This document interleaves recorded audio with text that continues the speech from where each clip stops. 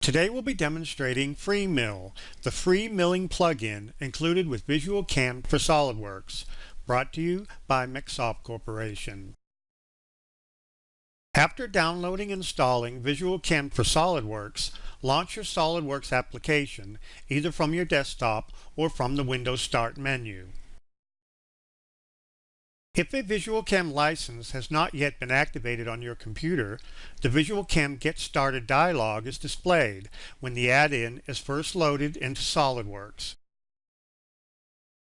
You can go directly to running FreeMILL by selecting the Run FreeMILL button.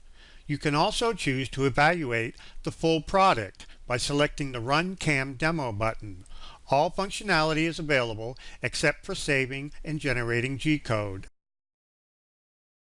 From this dialog, you can also access learning resources and activate your purchased product.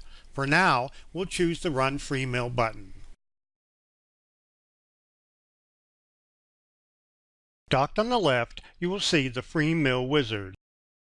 It contains a series of tabs that will step you through the process from part setup to generating a toolpath and post-processing it to create a file that you can send to your CNC machine to cut the part. If the FreeMILL Wizard is not displayed, from the Tools menu in SOLIDWORKS, select the Visual CAM menu and pick FreeMILL. If you are running SOLIDWORKS 2010 through 2014, the Visual CAM menu will be located on the SOLIDWORKS main menu. Okay, let's begin. The first tab in the FreeMILL Wizard is called Set Cutting Direction. This refers to the axis or orientation of the cutter while cutting the part. You can set the direction to align with one of the principal axes of the World Coordinate System, referred to as the WCS. By default, this is set to World Z. The WCS is a fixed, immovable coordinate system that exists in the 3D space of your part file. The WCS is also displayed on the graphic screen. However, the WCS is for reference only. It does not directly control the output of your toolpath. If I were to select World Y, you would clearly see another coordinate system that exists.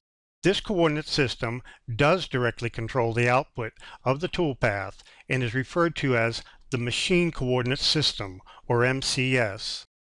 Our goal in this step is not only to align the Z-axis of the Machine Coordinate System with the spindle of the machine, but also to orient the X and the Y axes parallel to the axes of the machine tool. This part will be mounted on the table of a vertical spindle 3-axis mill. This means that I want the Z-axis of the Machine Coordinate System straight up towards the spindle of the machine. Then I want the X-axis towards the right and the Y-axis towards the back, which happens to be the same as the World Z. So, when World Z is selected, the Machine Coordinate System is coincident with the World Coordinate System. This is the default setting. This is then the correct cutting direction for the Machine Coordinate System for my part in this setup. Now we move on to the next tab in the FreeMILL Wizard, called the Create Part Stock tab. We use this tab to define the stock material, or the workpiece, that the part will be made from. FreeMILL looks at the part geometry and creates a minimum box that it uses as the stock material. The dimensions are shown in the Part Bounds section here. In the fields below, you can change the stock dimensions if your actual stock mounted on the machine is larger than the part to be cut. With the stock defined, we can now move on to the next tab in the wizard, called Set Work 0. This tab is used to define the program origin, referred to as the Work 0. There are 3 options to choose from. For this part, we will choose the Set to Stock Box option. On the CNC machine, I will be positioning the stock against 2 locating pins on the back side and 1 stop pin against the left side. Therefore, the natural place for me to put the Work 0 is at the back left corner. So for 0 position, I will select Northwest.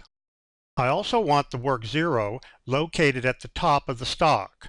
So for 0 face, I will select highest Z. As you can see in the graphic screen, this moves the machine coordinate system to the desired location. Now, all coordinate values in our toolpath will be relative to this work 0 origin, according to the axes of the machine tool coordinate system shown here. So far, we've set the cutting direction, the stock, and the work 0. We will use the next tab in the FreeMILL Wizard to create our cutting tool. FreeMILL supports 3 tool types: a straight ball mill, a flat end mill, or a corner radius mill, sometimes called a bull mill.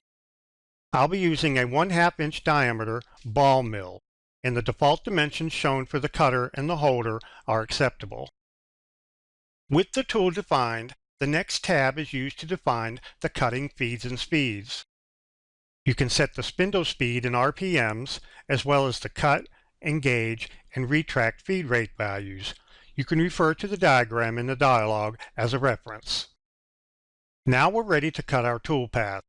With the Create Machining Operation tab selected, we see that FreeMILL supports the most commonly used toolpath, called parallel finishing.